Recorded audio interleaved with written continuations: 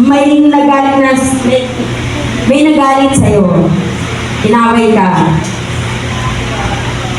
At ano po ang ating response? Siyempre, bilang Kristiyano, magiging mahinahon tayo nun, di ba? Bilang Kristiyano, magiging mahinahon po tayo nun. Magpe-pray po tayo. Ako po nung araw, share ko lang po. Masyado po akong kumbaga sa lalaki para po akong siga. Hindi po ako pwede makarinig ng salitang hindi ko po magugustuhan. Kasi sumusugod po talaga ako sa bahay ng taong kinasasamahan ko ng loob, no? Sumusugod po talaga ako. But ang Diyos napakabuti because God changed my life from darkness to light. Hallelujah, hallelujah. Ngayon po, actually hindi na po ako magagalitin. Nung araw, magagalitin po ako. Pag walang pera, galit na po ako. Sa mga anak ko, alam ko yan ni Lester, malupit po ako dati kinan. Nung wala po ako Diyos. Nananahan po ako ng anak, hindi na po ako namamalo. As in salita, bugbog. Pero napakabuti po ng Diyos. Lumaki naman po yung anak ko na kahit naging ganun ako, bumawi naman po ako sa Lord na nakakilala ko. Nung binago ng Diyos ang buhay ko. Kaya 14 years ago, simula pinanganak ko si Ashley. Ayan po, nawala na po yung yosi ko, nawala po yung anak ko, at nawala po yung pinakamatinding bisyo ko ng araw. At ngayon, simula po noon hanggang ngayon, siguro may time na isang buwan na pahinga ko. Kasi may mga circumstances na minsan di maiwasan sa buhay. Nagpapahinga ako, but again, hindi po ako tumataligid sa Diyos. Siguro hindi ako mag-church ng isang buwan noon po yun.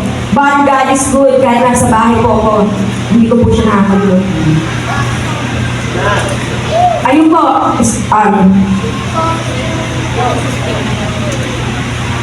ayun na po yung self-control. Kaya kapatid, yung pagpipigil po sa sarili, ipag-pray na lang po natin. Halimbawa, ikaw naman, ayun nga, meron kayong tampuhan o ano man. Maging mahinahon po tayo, maging sa pakikitungo sa ibang tao. Huwag po tayong magsisigaw, no? Ako ng araw, palingkera. At taklesa masyado po ako. Lagi po nakasigaw sa bahay, kada umaga, isigaw po ako ng sigaw. Pero God is good. Ngayon, dalawa na lang po kasi nasa akin, dalawang estudyante ko. Yung apat ko pong anak, may kanya-kanya na pong buhay yan. So, tatlo lang po kami sa bahay. Pag minsan nagagalit po ako sa dalawa anak, dan minsan may katigasan ng ulo. Kung noon sumisigaw po ako, ngayon hindi na po. And I thank God for that. Ngayon, napipigil ko na po ang sarili ko. Kung noon, hindi ko po mapigil-pigil ang sarili ko. But God is good. Talagang I thank God for everything because He is alive.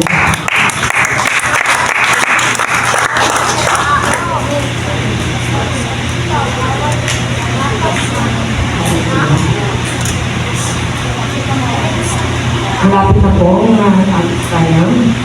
So, ayun po yung number 9, no? Yung self-control. At ang mga katangiang mga nabinggit ko po, ang mga katangiang ito, no? Yung pag-ibig, kagalakan, kapayapaan, at iba pa, ay hindi nakakamit sa pamamagitan ng ating sariling sikap or sariling lakas. Self-effort. No, hindi po. But are the natural outcome of a life yielded to God, growing as we abide in Christ, cooperate with the Spirit, and cultivate spiritual disciplines like prayer and Bible study. No? So, makakantal lang po daw natin ito sa pamamagitan ng pananalangin at yung laging pagbabasa ng Bible. Kaya mga kapatid, kaya I challenge you, bata matanda, matuto po tayong mag-pray, no? Bata ka man or matanda man tayo. Magbasa po tayo ng Bible. Huwag lang po natin hayaan na makinig lang po tayo sa sinasabi ng mga ating mga pastor or mga nagsasalita sa harapan. Iba po yung ikaw po mismo nag-aaral sa salita ng Lord. Kasi ang Diyos, minsan may revelation po yan. Nakikipag-usap po minsan ang Lord sa pamamagitan ng salita. Pamamagitan ng salita niya sa Biblia, no?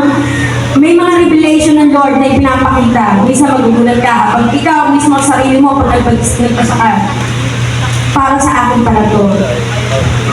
Ayun na lang ang masasabi mo, dahil tunay ang Lord nagsasalita sa pamamagitan ng salita, ng kanyang salita.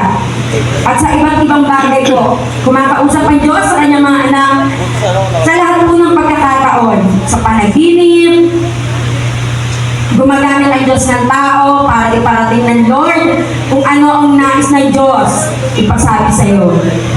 At gumagamit din po ang Diyos, ayun nga po, sa pamamagitan po ng salita. Hallelujah. Sa huli, binabago nito ang ating pagkatao upang maging refleksyon ni Jesus at magbigay luwalhati sa Diyos. It's a lifelong journey of allowing God's light to flow through us, producing spiritual fruit that demonstrate faith and impacts the world. Dependence on God. Hindi natin kayang magbunga, mga kapatid, hindi po natin kayang magbunga nito na mag-isa, no? Again, ito po ay nagmumula sa Espiritu Santo na gumagawa sa loob natin habang tayo ay nakakonekta kay Jesus. Hallelujah. May God bless us all and to God be the glory.